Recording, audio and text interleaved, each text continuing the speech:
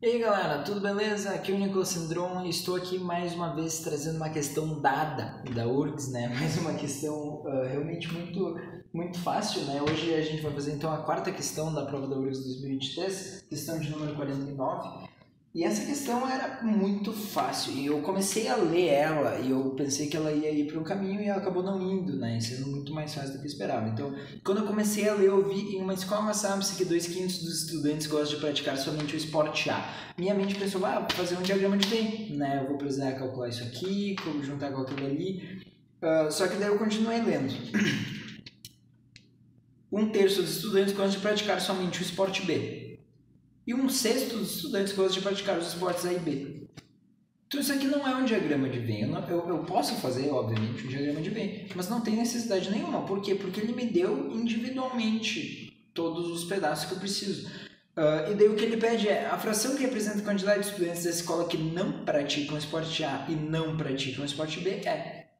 Então é extremamente fácil, porque você basicamente pode pensar num total, certo?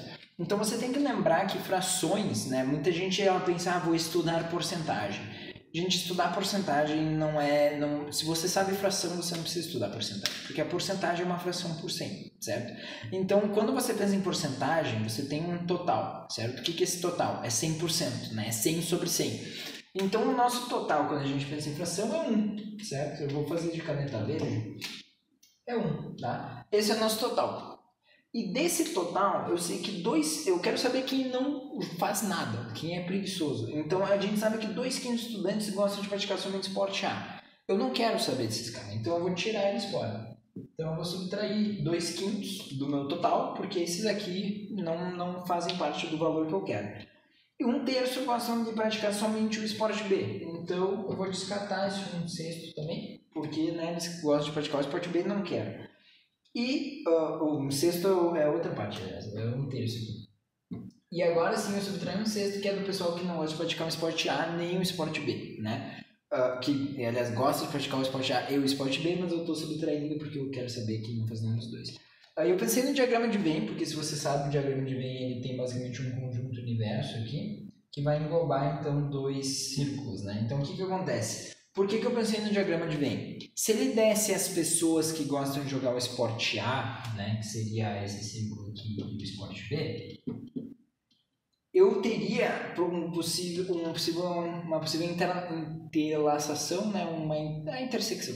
Eu teria a intersecção aqui. O que acontece? Se eu pegar e somar, por exemplo, todas as pessoas que gostam do esporte A e todas as pessoas que gostam do esporte B, eu vou ter o número de pessoas que gostam de esporte? Não, eu vou ter mais gente. Sabe por quê? Porque eu vou considerar todos esses aqui e depois eu vou considerar todos esses aqui. E você vê que eu estou contando esse meio aqui 2 vezes, certo? Então eu precisaria subtrair esse meio. Só que a URGS, muito querida, resolveu que não queria dificultar tanto assim para os aluninhos.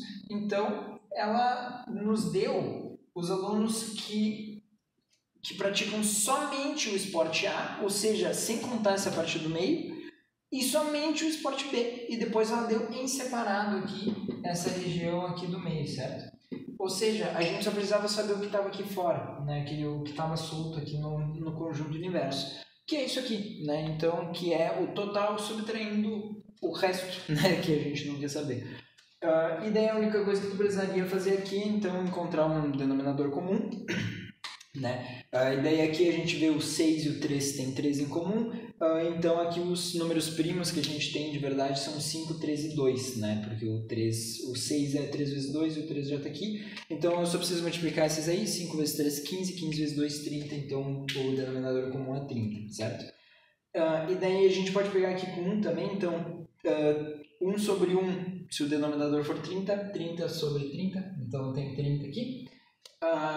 5 precisa multiplicar por 6 para chegar em 30, então 2 vezes 6 é 12. 3 precisa multiplicar por 10 para chegar em 30, então 10. 6 precisa multiplicar por 5 para chegar em 30, então 5. Tá? Isso de 30, então.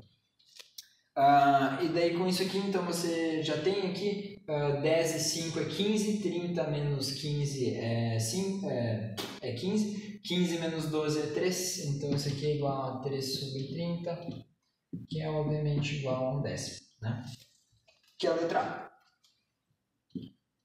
E aqui estão as respostas, tá? Então, novamente, uma questão extremamente simples, né? Eu acho que a URGS, ela começa com os básicos, né? Eu acho que é a ideia, pelo menos. Parece que ela começa... parece que as primeiras ali são só para ver se você tem uma noção de fração, uma noção de logaritmo, uma noção da terminologia, né? Raízes e tal, potência.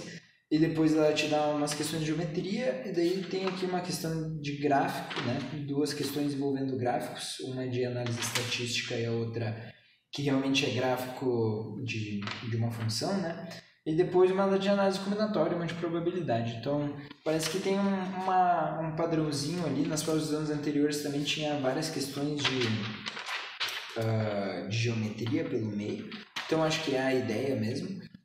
E acho que é por isso que as questões iniciais aqui elas são bem mais fáceis, né, do que as outras. Mas no geral, a prova da URGS de matemática eu não achei muito difícil. Não é algo que você teria muita complicação. Se você sabe fazer aqui o básico, com certeza você conseguiria aplicar isso aqui. Não teve nenhuma pegadinha assim, não que eu tenha percebido, pelo menos, que você poderia acabar caindo.